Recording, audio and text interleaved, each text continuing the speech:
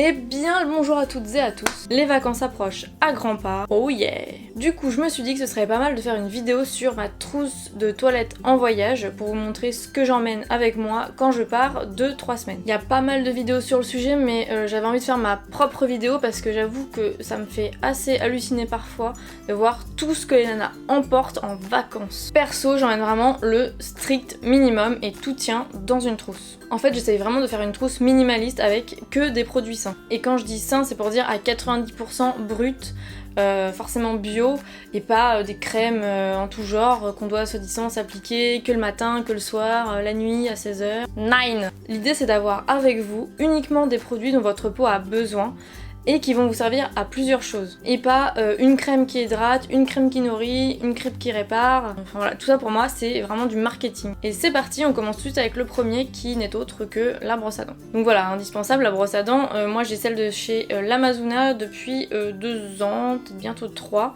voilà, j'en suis complètement satisfaite avec sa petite tête interchangeable. Brosse à dents accompagnée de son petit dentifrice. Moi j'utilise celui de chez Pachamamaï, aussi bien chez moi d'ailleurs qu'en voyage.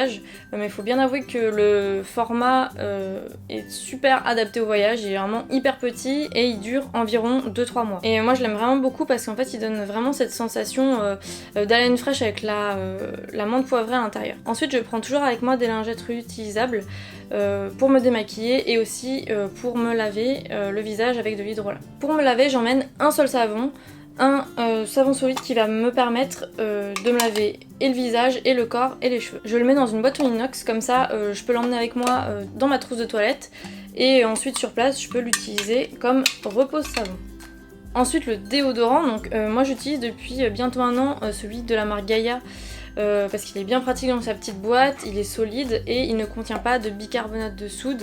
J'en avais déjà parlé dans une précédente vidéo parce que j'avais fait une allergie et ça peut vous arriver aussi. Il est très pratique parce qu'il est super compact et il dure hyper longtemps, il m'a duré le dernier environ 5 mois. Autre indispensable pour les vacances, le gel d'aloe vera. Ça c'est vraiment le produit qui va vous servir pour plusieurs choses. Donc tout d'abord moi je m'en sers pour m'hydrater le visage tous les soirs après m'être exposé au soleil. Il va aussi vous servir si vous avez pris un petit coup de soleil comme après solaire. Donc vous pouvez vous en mettre sur la peau. Le gel d'aloe vera apaise, c'est testé, approuvé. Si vous avez un petit bouton qui vous démange, hop, vous mettez une petite noisette de gel d'aloe vera, vous massez et quasi instantanément ça vous apaise. Magique. Ah oui, et dernière utilisation pour le gel d'aloe vera, c'est qu'il hydrate aussi les cheveux. Donc pas si vous avez vraiment les cheveux très desséchés, mais vous pouvez l'utiliser comme après shampoing sous la douche. Vous en appliquez sur les longueurs et vous n'avez même pas besoin de rincer normal. Et on passe ensuite à l'huile de coco. Donc l'huile de coco va vraiment vous servir pour plusieurs choses. Pour votre peau, pour vos cheveux, pour vous démaquiller et aussi pour les plus téméraires d'entre vous comme dentifrice. Pour les cheveux, tout le monde a remarqué que en vacances les cheveux ils prennent cher et au lieu de vous trimballer un démêlant ou un après-shampoing ou voilà, le mieux c'est de prendre vraiment de l'huile de coco. Personnellement je l'utilise de 2 manières différentes. Soit je l'utilise après le shampoing, donc c'est-à-dire que je me suis lavé les cheveux, je sors de la douche, je brosse mes cheveux et je vais en mettre un peu dans mes mains et je vais brosser mes longueurs comme ça et laisser comme ça. Vraiment si ils sont très très desséchés et que voilà, j'ai vraiment envie de faire un soin intense, je vais la veille de mon shampoing prendre mèche par mèche et appliquer de l'huile de coco, laisser reposer toute la nuit et le lendemain me faire mon shampoing. Ensuite pour la peau, elle est très pratique, alors attention juste pour les peaux à tendance acnéique, c'est pas forcément la bonne idée, mais voilà, si vous avez des parties du corps qui sont desséchées, ça peut être les mains, les pieds, enfin voilà, elle est très nourrissante donc vous pouvez vraiment vous tartiner le corps matin et soir. Ensuite pour vous démaquiller, voilà c'est vraiment l'idéal parce que c'est une huile donc c'est un corps gras donc ça va vraiment retirer hyper facilement votre maquillage, donc pas besoin de vous trimballer un démaquillant. Et enfin en dentifrice, alors ça dépend vraiment de chacun.